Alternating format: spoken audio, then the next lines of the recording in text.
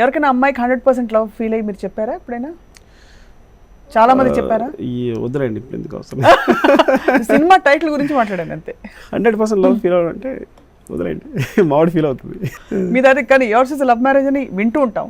It's not too personal అంటే అవును. మీకు ధ్యేయం అంటూ ఏమన్నా ఉందా? ఇలా ఫలానా మీరు మాత్రం లవ్ థీమ్లోనే ఉన్నారు, లవ్ జానర్లోనే ఉన్నారు.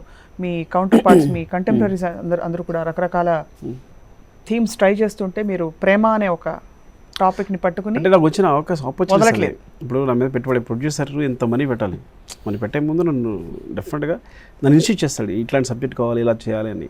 మీరుగా మిల్చారంటే మీ దగ్గర బోల్డ్ డబ్బులుండి, నా దగ్గర బోల్డ్ డబ్బులు ఉంటే నేను నా ఫీలింగ్ ఏంటంటే కాన్స్కి వెళ్ళాలి, సంథింగ్ లైక్ దట్ ఉంటుంది డెఫినెట్. అదే మన సినిమా ఏం తీస్తారని.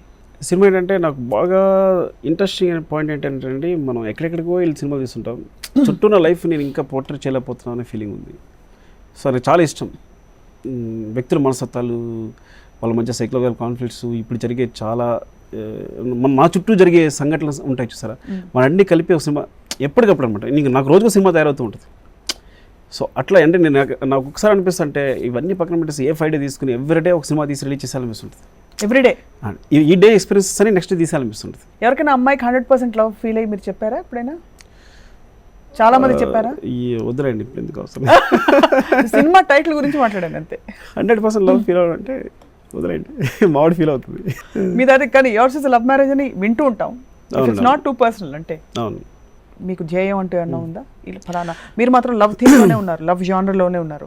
మీ కౌంటర్ పార్ట్స్, మీ కంటెంపరీస్ అందరూ కూడా రకరకాల థీమ్స్ ట్రై చేస్తుంటే మీరు ప్రేమ అనే ఒక టాపిక్ని పట్టుకుని అంటే నాకు వచ్చిన ఆపర్చునిటీ వదలట్లేదు. ఇప్పుడు నా మీద పెట్టుబడి ప్రొడ్యూసర్ ఎంత మనీ పెట్టాలి, మనీ పెట్టే ముందు నన్ను డెఫినెట్గా నన్ను ఇన్స్టిట్యూట్ చేస్తాడు, ఇట్లాంటి సబ్జెక్ట్ కావాలి, ఇలా చేయాలి అని. మీరుగా మిల్చారంటే మీ దగ్గర బోల్డ్ డబ్బులుండి, నా దగ్గర బోల్డ్ డబ్బులు ఉంటే నేను నా ఫీలింగ్ ఏంటంటే కాన్స్కి వెళ్ళాలి, సంథింగ్ లైక్ దట్ ఉంటుంది డెఫినెట్. అదే మన సినిమా ఏం తీస్తారని. సినిమా ఏంటంటే నాకు బాగా ఇంట్రెస్టింగ్ అయిన పాయింట్ ఏంటంటే అండి, మనం ఎక్కడెక్కడికో వెళ్ళి సినిమా తీస్తుంటాం, చుట్టూ నా లైఫ్ నేను ఇంకా పోర్ట్రేట్ చేయలేకపోతున్నాను అనే ఫీలింగ్ ఉంది. సో నాకు చాలా ఇష్టం. వ్యక్తుల మనస్తత్వాలు, వాళ్ళ మధ్య సైకలాజికల్ కాన్ఫ్లిక్ట్స్, ఇప్పుడు జరిగే చాలా మా చుట్టూ జరిగే సంఘటనలు ఉంటాయి చూసారా, మన అన్ని కలిపి ఒక సినిమా ఎప్పటికప్పుడు అనమాట. నీకు నాకు రోజుకు సినిమా తయారవుతూ ఉంటుంది. సో అట్లా అంటే నేను నాకు ఒకసారి అనిపిస్తుంది అంటే ఇవన్నీ పక్కన పెట్టేసి ఏ 5 డే తీసుకుని ఎవ్రీడే ఒక సినిమా తీసి రిలీజ్ చేయాలనిపిస్తుంటుంది. ఎవ్రీడే ఈ డే ఎక్స్పీరియన్సెస్ అని నెక్స్ట్ తీసాలనిపిస్తుంటుంది.